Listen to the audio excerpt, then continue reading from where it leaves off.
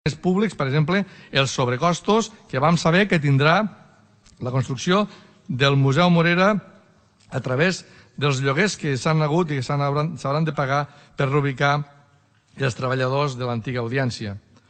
I ja que parlem de sobrecostos, val a dir que la paeria ha perdut capacitat inversora, però anem pagant aquests pressupostos. I anem posant diners a aquest pou sense fons que és l'EMU, una empresa altíssimament deficitària que no compleix tota la funció que hauria de tenir. Sí, la de proveir i gestionar pisos socials, però aquesta funció la podria fer una simple oficina municipal d'habitatge. Doncs el 2017 va fer una actuació d'alt risc financer a 10 anys. Així, no és estrany que el nou POM contempli que les inversions les acabi pagant la iniciativa privada, un POM que s'ha tingut pressa a aprovar i per això s'ha denegat qualsevol petició d'obrir més el debat i permetre més participació ciutadana.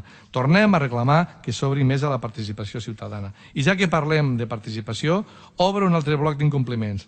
L'incompliment de l'acord de revisió del reglament de participació, o el de la redacció del Pla Estratègic d'Esports, o el de la redacció del Pla Estratègic de la Cultura, o el de la redacció o revisió del projecte educatiu de ciutat, etcètera, etcètera, etcètera. Senyor Ros, vaig acabant. El balanç que fem de l'estat de la ciutat no és gens optimista i difereix moltíssim del que vostè acaba de fer. En part, pels seus incompliments, alguns dels quals hi hem citat.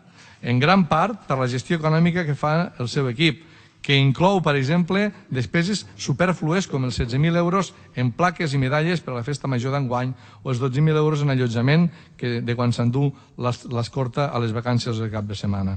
Això no ens ho podem permetre, senyor alcalde. Els diners públics s'han de gastar amb mesura i rigor, prioritzant el bé comú.